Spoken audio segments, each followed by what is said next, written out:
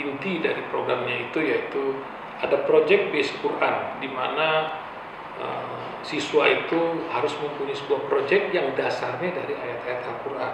Untuk SMP kita membuka program namanya Umroh. Jadi ketika masuk sekolah sini otomatis kita nanti bisa ikut umroh di tahun ketiga.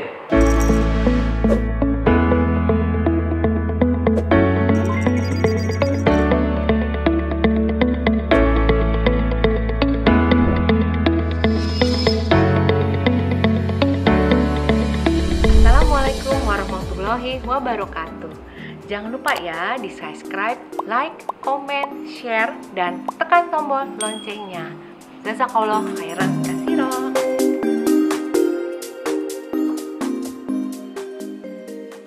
Assalamualaikum sahabatku. Sekarang saya berada di sekolah Insan Mandiri Cibubur Boarding School. Nah, di sebelah kanan saya bersama dengan Pak Ihsan selaku Ketua Yayasan, kemudian Bapak Ju sebagai PR Insan Mandiri Cibubur Boarding School. Oke, Assalamualaikum Pak Ihsan. Waalaikumsalam Pak Ju. warahmatullahi wabarakatuh. Oke. Nah, sekarang saya mau bertanya dulu dengan Pak Ihsan. Bagaimana awal berdirinya sekolah Insan Mandiri, Pak Ihsan? Iya. Sekolah Insan Mandiri Boarding School Cibubur, Yayasan Pendidikan Silaturahim, ini bagian dari kelanjutan ikhtiar dakwah kita di bidang radio. Maka sebuah perjuangan memperbaiki umat, Ustadz Husein, guru kami, para pembina, Pak Farid, kita harus punya lembaga pendidikan, karena pendidikan di Indonesia ini merupakan satu problem tersendiri. Oleh karena itu, bersama Pak Munif Hatib, ahli di bidang pendidikan, kita mendirikan sekolah ini 8 tahun yang lalu. Pas Pak Anies jadi Menteri Pendidikan, maka sekolah ini diresmikan oleh Pak Anies Baswedan, waktu itu masih Menteri Pendidikan. SMP dan SMA laki-laki, tapi ada sekitar kapasitas kita tuh hampir 250-an siswa lah, gitu. Kemudian baru kita dirikan juga sekolah dasarnya, namanya Silaturahim Islamic School ya. Itu yang didirikan, dan basisnya tidak lain adalah ingin berperan di bumi Indonesia ini,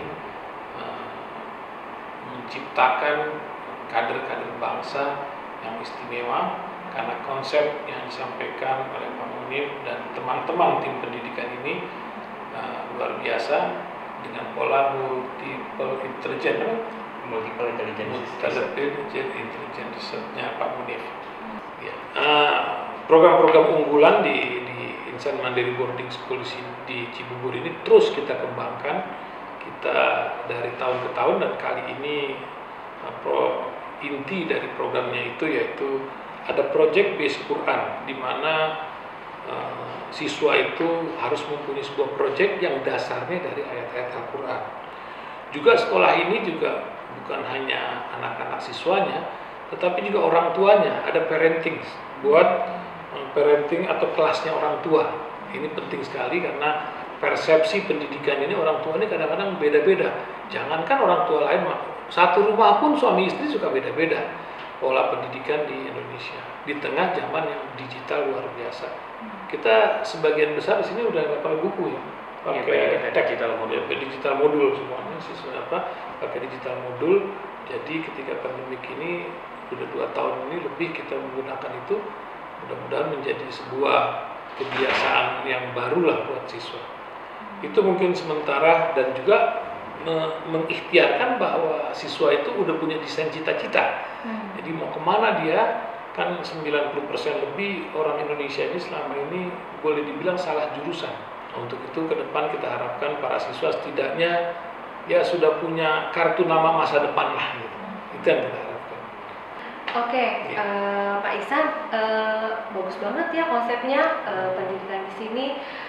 Kalau luas sekolahnya berapa Pak Ihsan? Saya lihat kok luas sekali ya. Nah, sekolah ini ada terbagi beberapa komponen ya. Sekolah utama yang gedung ini, dan kita yayasan itu sudah mengikhlaskan untuk menjadi tanah wakaf sekolah ini sendiri. Ini sekitar 2000-an sekolahnya.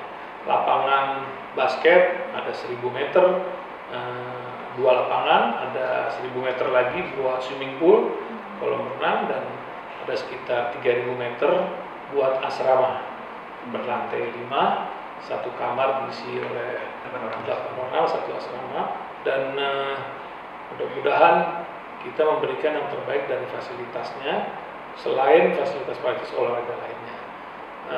Dan sekolah ini juga memperhatikan kebutuhan dari setiap siswa dalam arti pengembangan bakatnya. Itu yang kita lakukan di sini. Kalau misi visi sekolah ini apa, Pak? Kita punya visi misi yang selalu kita update ya dalam hal sesuai dengan perkembangan zaman. Sekolah yang menghargai setiap potensi manusia sebagai ciptaan Allah Subhanahu wa Ta'ala yang terbaik dengan membantu memantikkan fitrah keimanan, fitrah bakat, fitrah belajar, dan fitrah perkembangan sehingga melahirkan remaja yang kreatif, inovatif, produktif, dan berakhlak mulia dengan pedoman Al-Quran tentunya, Al-Quran Al-Karim. Sedangkan misinya ya program project based on Al-Quran itu menjadi pendekatan kurikulum yang berbasis Al-Quran dan proyek yang fokus pada ayat-ayat akhlak untuk jenjang sekolah dasar dan problem solving untuk jenjang sekolah menengah dalam rangka implementasi Al-Quran sebagai pedoman hidup itu ya. Ada juga pendidikan yang humanis, itu bagian dari misi kita, menerapkan pendidikan humanis dengan konsep sekolahnya manusia, yaitu sekolah inklusi untuk semua dan tanpa diskriminasi. Jadi bukan sekolah robot gitu. Itu yang kita kembangkan, dan juga menciptakan sekolah yang ramah anak, menciptakan lingkungan yang kondusif baik di sekolah maupun di asrama, sehingga peserta didik merasa nyaman dan aman selama proses pembelajaran dan pengasuhan. Tentu saja di zamannya sekarang kita punya 21st century atau pendidikan abad 21, program pembelajaran yang fokus pada persiapan karakter, pengetahuan dan logika serta keterampilan siswa untuk menghadapi tantangan di zamannya. Ada juga yang spesial di sini yaitu desain cita-cita. Program bimbingan persiapan melanjutkan pendidikan tinggi sesuai dengan bakat dan minat khusus buat kelas 12 ini dibimbing langsung oleh Pak Munif Hatib, ahlinya di bidang pendidikan, dan dia adalah direktur dari Sekolah Insan Mandiri Boarding School ini sendiri, tinggal nggak jauh di sini. Dan mereka mempunyai satu license dari Multiple Intelligence Research, alat riset yang mengukur dominan kecerdasan dan gaya belajar peserta didik yang digunakan guru untuk merancang strategi mengajar dan orang tua di rumah dalam menstimulus anak. Itu misi-misi kita. Wah, luar biasa ya sahabatku ya, visi misi sekolah ini. Dan ini luasnya juga luar biasa, luasnya sudah 2000 meter ya Pak ya sekolahnya, dan fasilitasnya ditambah kurang lebih 5.000. Oke. Nah sekarang Pak Jo, sekolah ini programnya apa saja dan sarana prasarana sekolah ini apa aja? Silakan. Oke. Salah satu program yang menjadi unggulan juga di sekolah ini adalah Multiple Intelligence Research, MIR. Itu adalah sebuah alat tes yang digunakan untuk mengetahui bakat anak, dominasi kecerdasan anak itu di sebelah mana sih. Ada yang mereka tipikalnya linguistik, ada yang tipikalnya auditori, ada yang visual. Jadi kita di sini pas masuk itu kita tes dulu nih, oh tipe dia itu visual. Jadi kita teknik pembelajarannya kita harus sesuaikan dengan tipikal anak itu. Oh yang visual kita harus sesuaikan dengan visual agar pembelajaran itu mudah masuk. Dan alhamdulillahnya direktur kami Pak Munif Hatib itu beliau yang punya lisensi untuk MIR di Indonesia. Jadi di Indonesia yang menguasai sama beliau. Satu-satunya ya? Satu-satunya yang menguasai itu. Oh oke. Berarti pas anak sekolah masuk ke sini itu dari umur berapa Pak yang ikut program MIR itu? SD atau dari mulai SMA? Dari SD boleh, sudah bisa. Dari SD bisa, SMP bisa, SMA bisa. Memang untuk teknik alat ukurnya berbeda, disesuaikan dengan usia kayak gitu. Jadi sudah bisa dipetakan mulai dari sejak dini dengan metode MIR itu. Oke. Nah, kalau sarana prasarananya di sini apa aja, Pak? Alhamdulillah kalau sarana prasarana kita cukup dan sangat-sangat lengkap ya. Di sini kita bisa ada lab lengkap dari lab kimia, lab fisika, lab biologi, lab komputer. Kemudian di sini juga ada sarana ibadah, oke, masjid, silaturahim, bergabung dengan masyarakat dan cukup sangat gede banget. Kemudian ada lapangan basket, lapangan futsal, lapangan voli, kolam renang, dan kolam renang kan nggak semuanya sekolahan ada ya. Iya. Dan di sini kita terfasilitasi. Kemudian untuk olahraga panahan juga ada, kemudian tenis meja ada, banyak yang lain lagi. Ini sekolahnya bahasanya bilingual atau Bahasa kita banyak bahasa Indonesia, tapi kita juga menerapkan bahasa Inggris. Jadi ada hari-hari tertentu kita menggunakan bahasa Inggris, Iya. dan kalau di asrama kita optimalkan bahasa Arab. wah, luar Jadi biasa, belajar ya. bahasa Indonesia juga, bahasa Inggris, bahasa Arab lengkap di sini. Wah, Masya Allah. Tadi Pak Ihsan sudah menjelaskan. Pertama itu siswanya itu laki-laki. Iya. Sekarang sudah ada perempuan. Belum, karena memang kita untuk membuka perempuan itu butuh fasilitas yang lain lagi ya, butuh tempat yang lebih luas, dan kita memang fokus untuk mengembangkan khusus laki-laki hingga saat ini. Dan insya Allah mungkin ke depan Pak Ihsan bisa membuka. Udah banyak permintaan, banyak sekali. Oke. Tadi Pak Ihsan jelaskan bahwa pakai dengan sistem era digital ya Pak ya. Iya. Bisa dijelaskan Pak seperti Oke. apa? Penggunaan era digital di sini sebenarnya sudah dikembangkan dari niatnya adalah paperless lah, pengurangan penggunaan kertas. Dan karena memang eranya digital, apa-apa dipelajari serba digital. Jadi sebelum masa pandemi kemarin kita sudah menyiapkan namanya digital modul. Setiap siswa di sini masuk dapat tab. Nah, tab kayak gini, iya. satu unit itu diisi modul-modul pembelajaran. Jadi modulnya sudah dimasukkan ke dalam tab. Dan kemarin kita juga ada kembangkan untuk tab, modul secara online. Jadi alhamdulillah ketika kemarin masa pandemi sudah terbiasalah siswa sini untuk menggunakan digital modul atau yang digitalisasi kayak gitu.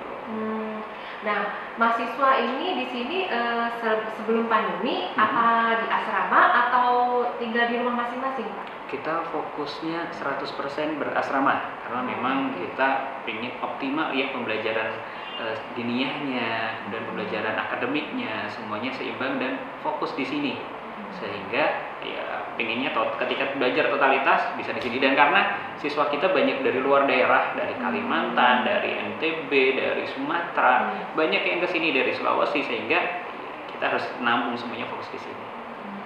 Oke, Pak, saya lihat di sini ada terakreditasi A ya Pak? Ya, alhamdulillah. Nah, itu maksudnya apa ya Pak? Akreditasi itu adalah penilaian dari pemerintah. Kita kan lembaganya resmi ya. Ada kalau pesantren kan mungkin ada yang mungkin hanya di bawah ustadznya saja, tapi ketika kami itu sebuah lembaga pendidikan resmi di bawah Kementerian Pendidikan, sehingga dari Kementerian Pendidikan itu memberikan penilaian terhadap sekolah-sekolah, dilihat dari kualitas pendidiknya, dilihat dari fasilitas belajarnya, itu nilainya seperti apa. Dan alhamdulillah kita sejak 2015 dinobatkan nilainya A, unggul. Wah, luar biasa ya Pak, padahal masih baru ya Pak sekolah ini ya Pak ya. Alhamdulillah. Oke Pak, saya mau nanya ke keistimewaan sekolah ini nih selain yang tadi Bapak sebutkan satu persatu, ada lagi nggak Pak keistimewaan yang lain dari yang lain? Oke, alhamdulillah ya kita punya banyak sekali program unggulan yang masing-masing terpisah. Ada untuk program unggulan untuk SMP, ada program unggulan untuk SMA. Oke, saya sebutkan satu untuk SMP dulu ya. Iya. Untuk SMP kita membuka program namanya Umroh. Jadi ketika masuk sekolah sini otomatis kita nanti bisa ikut umroh di tahun ketiga. Oh, tahun ketiga Di tahun ya Pak? ketiga ya. Jadi dan itu tidak perlu membayar lagi ya karena sudah include. Nah, itu umroh. Karena kalau biasa sekolah lain itu tour kemana, wisata kemana, kita optimalkan untuk religi karena untuk mendekatkan dan belajar langsung dari sumber Islam ya, dari Arab. Ada selanjutnya program namanya English Day. English Day itu kita biasanya ngundang narasumber, bisa dari orang-orang luar atau memang native speaker untuk belajar bahasa Inggris. Jadi hari-hari tertentu kita optimalkan menggunakan bahasa Inggris dan belajar bahasa Inggris dari native.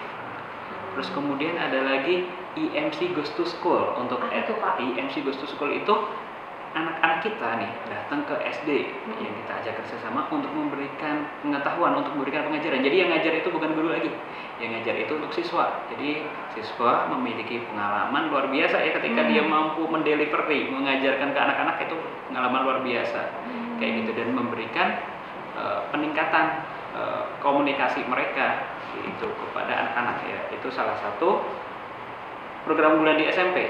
Ada SMA Pak?